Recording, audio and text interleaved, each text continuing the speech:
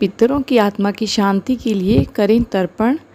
पितृपक्ष में तर्पण, पिंडदान आदि करने से पितरों की आत्मा को शांति मिलती है और वह अपने वंशजों के उज्जवल भविष्य का आशीर्वाद देते हैं।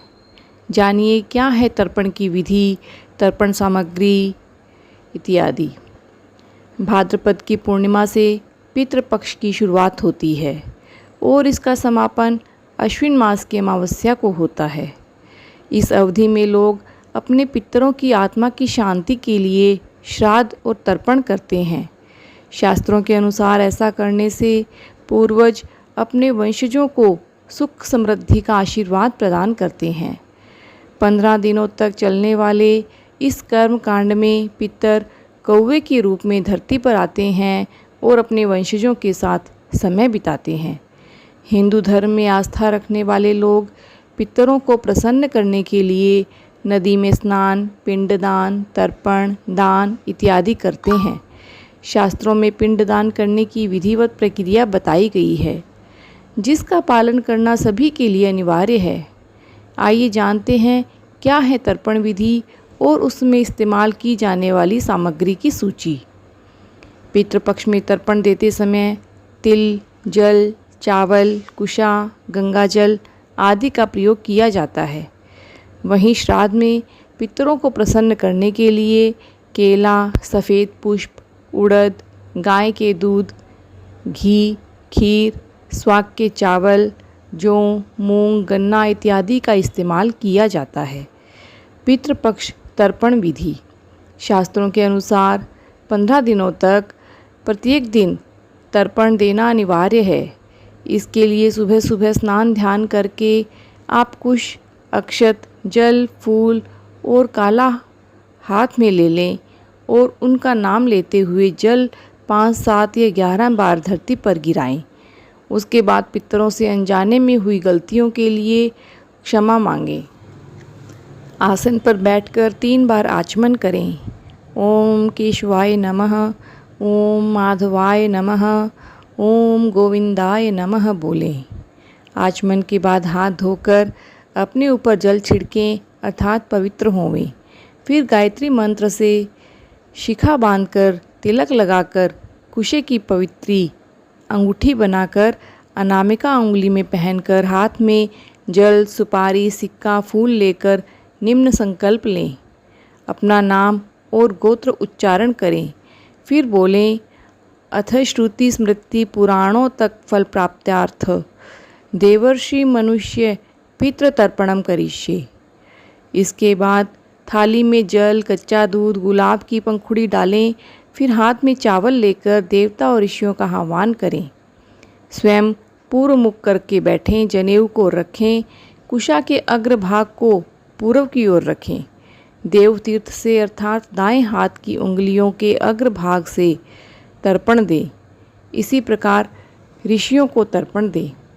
अब उत्तर मुख करके जनेऊ की कंठी करके माला जैसी बनाकर पहने और पालकी लगाकर बैठें और दोनों हथेलियों के बीच में जल गिराकर दिव्य मनुष्य को तर्पण दें। अंगुलियों से देवता और अंगूठों से पितरों को जल अर्पित किया जाता है। इसके बाद दक्षिण मुख करके बैठें और जनेऊ को दाहिने कंधे पर रखकर बाएं हाथ के नीचे ले जाएं। थाली में काली तिल छोड़ें और फिर काली तिल हाथ में लेकर अपने पितरों का आह्वान करें। ओम आगच्छन्तु मे पितर इमं गृह्णन्तु जलांजलिम। फिर पितृ तीर्थ से अर्थात अंगूठे और तर्जनी के मध्य भाग से तर्पण दें। तर्पण करते वक्त अपने गोत्र का नाम लेकर बोलें गोत्रे अस्म पितामह वसु रूपत तृप्त्यमिदं तिलोदकम गंगा जलम वा तस्मै स्वधा नमे तस्मै स्वधा नमः तस्मै स्वधा नमः। इस मंत्र से पितामह और परदादा को भी 3 बार जल दें। इसी प्रकार 3 पीढ़ियों का नाम लेकर जल दें। इस मंत्र को पढ़कर जलांजलि पूर्व दिशा में 16 बार, उत्तर दिशा में 7 बार और दक्षिण दिशा में 14 बार दें। जिनके नाम याद नहीं हो रुद्र, विष्णु एवं ब्रह्मा जी का नाम उच्चारण कर लें। भगवान सूर्य को जल चढ़ाएं, फिर कंडे पर गुड़ घी की धूप दें। धूप के बाद 5 भोग निकालें जो पंचबली कहलाती है। इसके बाद हाथ में जल लेकर ओम विष्णवे नमः, ओम विष्णवे नमः, ओम विष्णवे नमः बोलकर यह कर्म भगवान विष्णु जी के चरणों में छोड़ दें। इस कर्म से आपके पितृ बहुत प्रसन्न होंगे और मनोरथ पूर्ण होंगे। कैसे करें पिंडदान? चावल को गलाकर और गलने के बाद उसमें गाय का दूध, घी, गुड़ और शहद को मिलाकर गोल गोल पिंड बनाए जाते हैं। जनेऊ को दाएं कंधे पर पहनकर और दक्षिण की ओर मुख करके उन पिंडों को पितरों को अर्पित करने को ही पिंडदान कहते हैं। धार्मिक मान्यता है कि चावल से बने पिंड से पितर लंबे समय तक संतुष्ट होते हैं। पहले 3 पिंड बनाते हैं, पिता, दादा और परदादा। यदि पिता जीवित है तो दादा, परदादा और परदादा के पिता के नाम के पिंड बनते हैं। तर्पण या पिंड दान करते समय सफ़ेद वस्त्र पहने जाते हैं और दोपहर में ही यह क्रिया करें। पहले पिंड को तैयार कर लें, फिर चावल, कच्चा सूत्र, मिठाई, फूल, जौ, तिल और दही से उसकी पूजा करें। पूजा करते वक्त अगरबत्ती जलाएं। कम से कम 3 पीढ़ी का पिंडदान करें। पिंड को हाथ में लेकर इस मंत्र का जाप करते हुए इदं पिंड तेभ्य स्वधा के नाम के बाद पिंड का अंगूठा और तर्जनी अंगुली के मध्य में छोड़ें। पिंड दान करने के बाद पितरों का ध्यान करें और पितरों के देव अरम्या का भी ध्यान करें। अब पिंडों को उठाकर ले जाएं और उन्हें नदी में प्रवाहित कर दें। पिंडदान के बाद पंचबली कर्म करें, अर्थात 5 जीवों को भोजन कराएं।